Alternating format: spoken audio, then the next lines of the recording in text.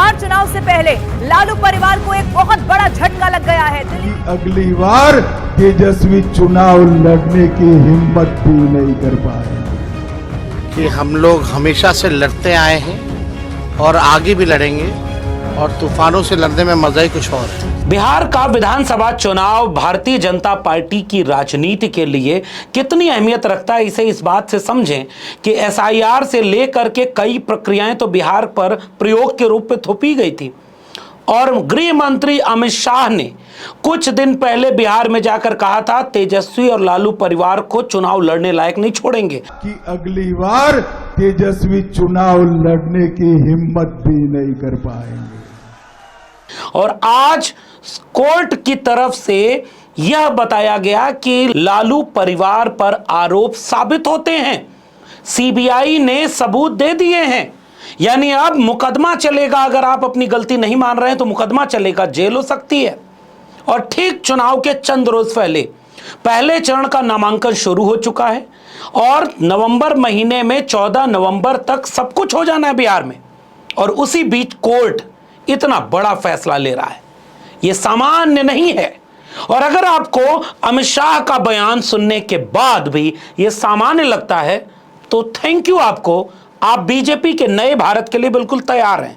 जरा सुनिए अमित शाह ने बिहार में जाकर क्या बोला था कि अगली बार तेजस्वी चुनाव लड़ने की हिम्मत भी नहीं कर पाएंगे। उसके बाद कोर्ट ने आज पूरे लालू परिवार को कन्विक्टेड बता दिया और कहा कि अगर आपने स्वीकार कर लिया तो ठीक सजा सुना देते हैं, नहीं तो ट्रायल में मामला जाएगा। और पूरे परिवार ने कहा कि नहीं, हम ट्रायल में जाएंगे, हम मुकदमा लड़ेंगे।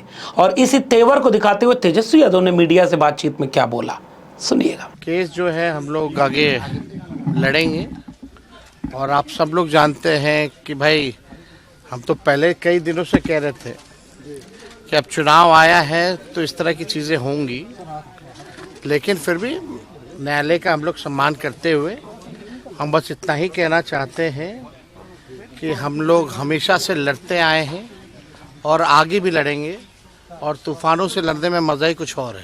इतना ही नहीं, तेजस्वी यादव ने अपने ट्विटर हैंडल पर जो लिखा है उसका एक एक शब्द मायने रखता है। जब तक दंगाई व संविधान विरोधी बीजेपी सत्ता में है और मेरी उम्र है, बीजेपी से लड़ते रहेंगे। तूफानों से लड़ने में मजा ही कुछ और है। हमने संघर्ष पथ चुना है, संघर्ष पथ पर चलते चलते अच्छे मुसाफिर बन निश्चित ही मंजिल प्राप्त करेंगे। एक महीना पहले बिहार आकर गृह मंत्री अमित शाह जी हमें धमकी दे रहे थे कि हमको चुनाव लड़ने लायक नहीं छोड़ेंगे। हम लड़ेंगे और जीतेंगे। हम बिहारी हैं, बिहारी बाहरी से नहीं डरते। जय बिहार, जय बिहारी।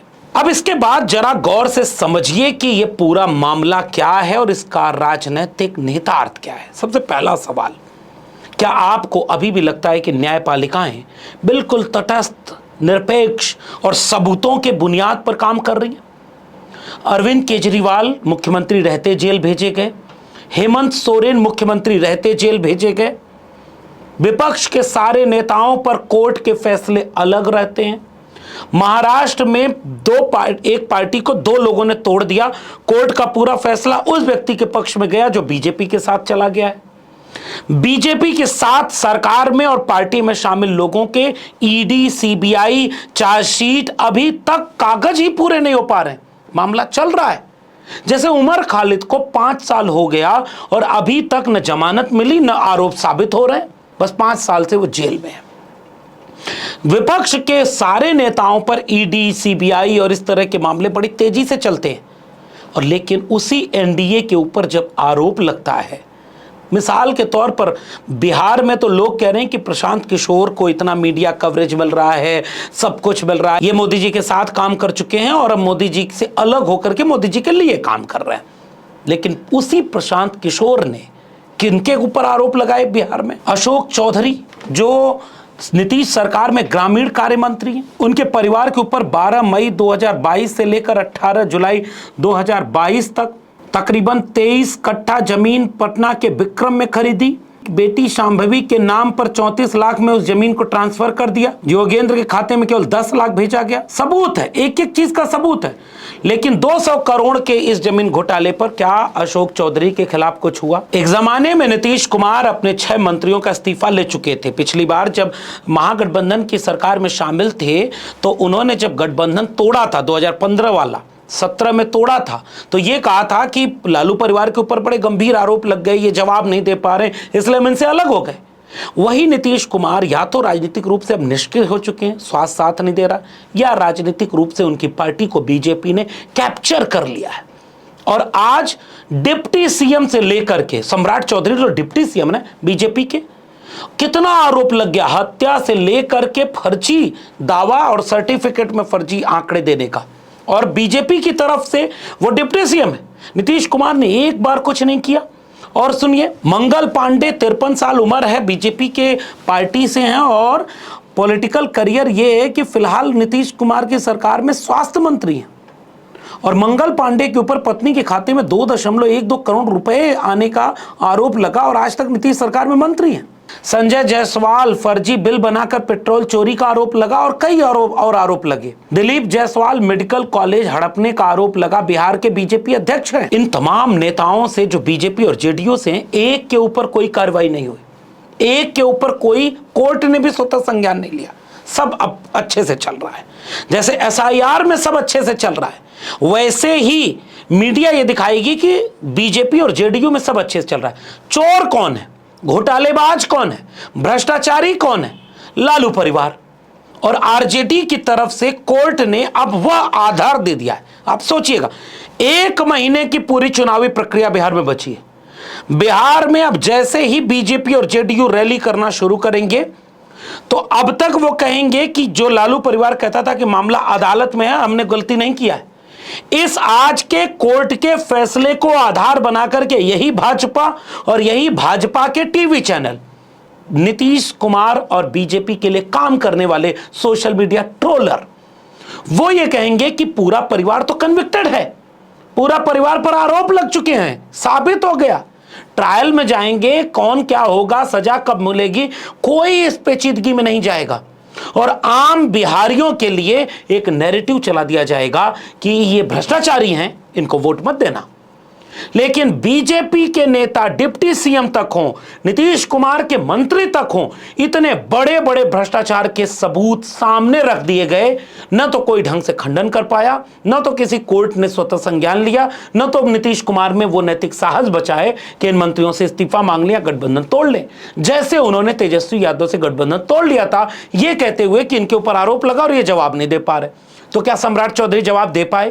क्या दिलीप जायसवाल से लेकर मंगल पांडे से लेकर अशोक चौधरी तक जवाब दे पाए? तो जेडीयू और बीजेपी वाले भी जवाब नहीं दे पाए। लेकिन कोई इस्तीफा नहीं हो रहा और अलायंस चल रहा है। और अलायंस में क्या हो रहा है, एक स्क्रीन पर अपने एक इमेज देखिए और अलायंस की हालत देखिए साहब। 2005 में जब बीजेपी जेडीयू का गठबंधन हुआ तो बीजेपी 102 सीटों पर लड़ी और जेडीयू 139 सीटों पर। जब 2010 में गठबंधन से लड़े तो 102 बीजेपी की ही रही और जेडीयू की 2 बढ़ के 141 सीटें रही। 15 में हालांकि दोनों अलग अलग लड़े थे, लेकिन 101 पर दोनों आरजेडी और जेडीयू लड़े थे, लेकिन बीजेपी अलग लड़ी थी। और उस समय बीजेपी 157 में से 53 जीती थी और जेडीयू 101 में से 71 जीत गई थी। यानी जब लालू और नीतीश मिल गए थे, बीजेपी को कुछ नहीं मिला था। इसलिए बीजेपी ने चाहते जानते साजिश करते लालू नीतीश को अलग किया और नीतीश को फिर से गठबंधन में शामिल कर लिया। 2020 में 110 सीटों पर बीजेपी लड़ी और 115 पर जेडीयू लड़ी। यानी हर बार बीजेपी से कई प्रतिशत, कई सीटों का ज्यादा रहा जेडीयू का। और 2025 के गठबंधन का जब ऐलान हो रहा है तो जेडीयू और बीजेपी बराबर हो गए 101 सीटों पर। अब ना कोई बड़ा भाई रहा ना छोटा भाई रहा। समझदार को इशारा काफ़ी है कि नीतीश कुमार जी ने कितना सरेंडर कर दिया है। और बाकी जीतन राम मांझी से लेकर के उपेंद्र कुशवाहा अपने कार्यकर्ताओं को समझाने में लगे हैं कि कोई बात नहीं, सीट नहीं मिली है तो फिर भी दिल बड़ा करके दल के लिए लड़ो। आला कमान ने जो तय किया, निर्णय किया, वो निर्णय सिरोधार्य है। लेकिन 6 सीट दे करके हमारे जो महत्व है उसको उन्होंने कम करके आंका है, जिसका हो सकता है कि खमियाजा भुगतना पड़े हमारे एनडीए को। अकेले चिराग पासवान का फायदा हुआ, 29 सीटें मिल गई। लेकिन मीडिया में रोज खबर दिखाई जाएगी कि महागठबंधन का सीट शेयरिंग नहीं हो पा रहा है। हालांकि पूरे महागठबंधन की तरफ से आज शाम को अपनी भी सीटों का समझौता करके ऐलान करने की पूरी तैयारी है। लेकिन इस बीच में जो हुआ है बिहार की राजनीति के लिहाज से वो सामान्य कतई नहीं। जबकि कोर्ट में जब ये मामला चल रहा था तो ये टिप्पणी चुनाव के ठीक 1 महीने बचे हैं परिणाम के, और उस बीच में कोर्ट की टिप्पणी आई है। तो अब सारा एजेंडा, सारा मीडिया, सारा बीजेपी यही कहेगा कि ये सारे लोग अपराधी हैं। लेकिन सोचिए कि अमित शाह के उस बयान के मायने क्या थे। मैं जरा इस गंभीर सवाल पर आपकी तवज्जो चाहता हूं कि देश का गृह मंत्री जाकर बिहार में ये दावा करे। एक तो ये पहले भाषण में बोल रहा है कि 5 किलो अनाज दिया, खाओ, और शौचालय दिया, 2 ही काम करो, खाओ और तो शौचालय और अनाज। इस पर बिहार में वो चुनाव लड़ने जा रहे हैं। बिहार के करोड़ों लोगों को मुफ्त राशन कौन दे रहा है? बिहार के लाखों लोगों को शौचालय किसने दिया? बिहार में चुनाव लड़ने के लिए और कुछ बचा नहीं। लेकिन बिहार में जाकर गृह मंत्री अगर ये बोलें कि हम इनको चुनाव लड़ने लायक नहीं छोड़ेंगे, इसका संकेत क्या निकलता है? और न्यायालय इसी वक्त, लंबा केस चल रहा है, लंबे समय से चल रहा है, ये टिप्पणी 1 महीने बाद भी हो सकती थी, ये सुनवाई की तारीख 1 महीने आगे पीछे भी हो सकती थी। इस देश में सुनवाई की तारीखें कितनी ऊपर नीचे हुई हैं, कौन कौन तड़ी पार होकर के बरी हो गया है और कौन उत्तर प्रदेश में अपने मुकदमे खुद ही बरी करवा लेता है, इसका इतिहास तो इस देश में है। न्यायपालिका का स्वायत्तता इतनी है कि चीफ जस्टिस के ऊपर जूता मार दो और नायक बन जाओगे। चीफ जस्टिस बेचारे बोल भी नहीं पाते, लेकिन गृह मंत्री बोल रहे हैं कि तुम्हें चुनाव लड़ने लायक भी नहीं छोड़ेंगे।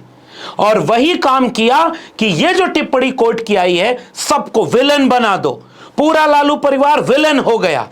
पाक साफ कौन है? दिलीप जायसवाल, संजय जायसवाल, मंगल पांडे, सम्राट चौधरी, अशोक चौधरी, ये कौन लोग हैं? इनके ऊपर करोड़ों करोड़ रुपए के घोटाले इसी बीच अभी लगे।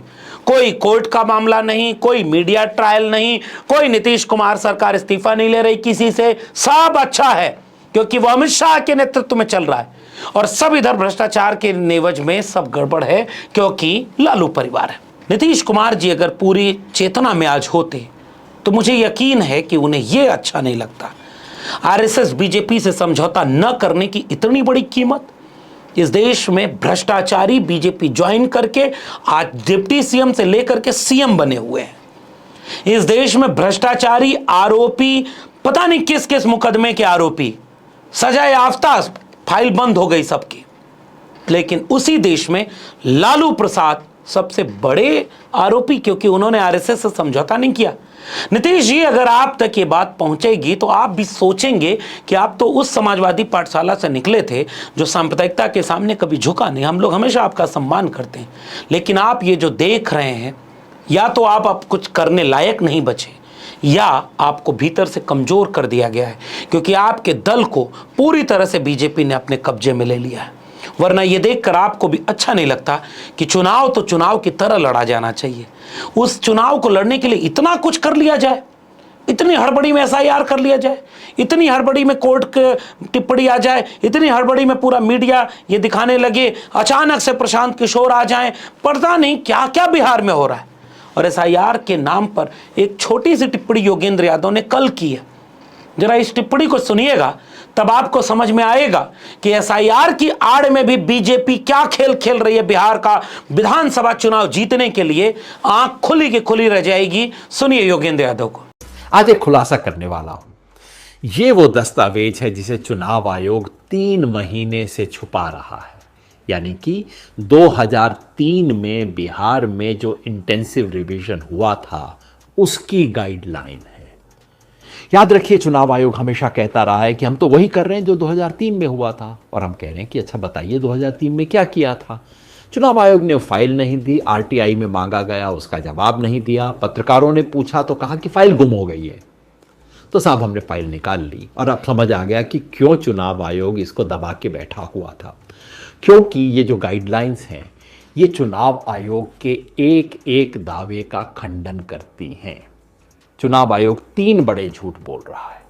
पहला झूठ ये है कि 2003 में भी एन्यूमरेशन हुआ था, लोगों ने एन्यूमरेशन फॉर्म भरे थे और 21 दिन के अंदर सब कुछ हो गया था।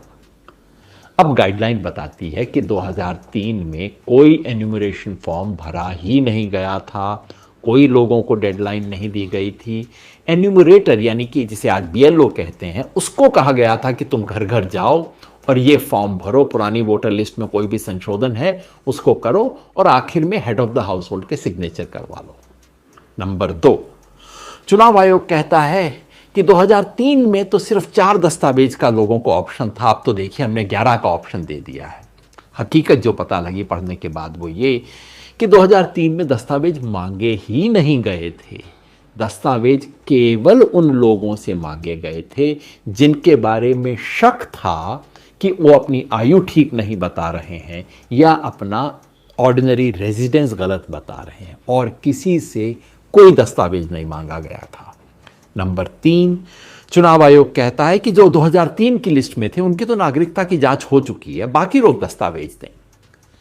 गाइडलाइन पढ़ के पता लगा कि 2003 में नागरिकता की कोई जांच नहीं की गई थी, बल्कि पैरा 32 में स्पष्ट निर्देश दिया गया है कि एन्यूमरेटर का ये काम नहीं है कि वो नागरिकता की जांच करे। नागरिकता का प्रमाण केवल तभी मांगा गया जब कि कोई ऑब्जेक्शन आया हो या ऐसा इलाका हो जिसको सरकार घोषित करे कि यहाँ बहुत ज़्यादा विदेशी रहते हैं और उस इलाके में कोई नया व्यक्ति आए, या जिसे सरकार खुद विदेशी घोषित कर चुकी हो। मतलब कि चुनाव आयोग का SIR का जो सारा दावा है कि 2003 की प्रक्रिया को हम दोहरा रहे हैं, वो बिल्कुल झूठ है। इन तमाम विपक्षी नेताओं की टिप्पणियां भी आप सुनते जाइए जो इस मामले के पीछे की राजनीति को समझ रहे हैं, और भाजपा वाले खुश हैं कि देखिए कुदरत उनका साथ दे रही है, कि न्यायपालिका भी उनके साथ, मीडिया भी उनके साथ। अब पूरे देश की जनता को यही समझा देंगे कि ये सब गड़बड़ हैं, हमें वोट देना। और फिर अटल बिहारी वाजपेयी का सपना पूरा करने के लिए 101 सीट JDU, 101 सीट BJP। फिर मुख्यमंत्री किसका बनेगा और कौन बनेगा? जब सीट शेयरिंग का ट्वीट किया गया तो कार्यकारी अध्यक्ष JDU के, उन्होंने ही केवल एक लाइन में लिखा कि सीट शेयरिंग का गठबंधन ने इतना अच्छा फार्मूला निकाल लिया, अब नीतीश जी को मुख्यमंत्री बनाएंगे। एक भी भाजपाई ने नीतीश जी को मुख्यमंत्री बनाने की बात नहीं कही है। एक भी भाजपाई नीतीश जी को मुख्यमंत्री बनाने की बात नहीं बोलेगा। एक आध बार मोदी और शाह हो सकता है बिहारियों को कंफ्यूज करने के लिए कह दें कि नीतीश जी चेहरा है, लेकिन सबको पता है कि एकनाथ शिंदे अगला कौन बनने वाला है। नीतीश जी अगर पूरे चेतना में होते तो मुझे पूरा यकीन है कि यह सब होने नहीं देते। मगर अफसोस कि पता नहीं अंदर खाने क्या है, लेकिन बिहार एक ऐसे मोड़ पर खड़ा है कि बिहार वाले फैसला लेंगे। सारी गलती अगर लालू की है तो एक काम किए होते लालू प्रसाद कि BJP और RSS से समझौता कर लेते, झुक जाते, वो संत बन के निकल जाते। लेकिन याद रखना, जो आज संत बने हैं सत्ता के लिए, आने वाली पीढ़ियां उनका भी हिसाब करेंगी, और उनका भी हिसाब करेंगी जो डरे नहीं। बिहार निर्णय लेगा, इसी उम्मीद के साथ इस वीडियो को आप भी शेयर करिएगा कि आपकी टिप्पणी क्या है। इस वीडियो में इतना ही। मेरे चैनल को अगर सब्सक्राइब नहीं किया तो जाते थे चैनल को सब्सक्राइब करना मत भूलिए। बेल आइकॉन यानी घंटी का बटन दबाएंगे तो अगली वीडियो की सूचना मिलेगी। ज्वाइन करेंगे तो हमें ताकत और हिम्मत मिलेगी। अगर आप इस वीडियो को ट्विटर यानी X या फेसबुक पर देख रहे हैं तो डॉक्टर लक्ष्मण यादव को फॉलो करना मत भूलिए। फिर मिलेंगे, तब तक के लिए बहुत बहुत धन्यवाद।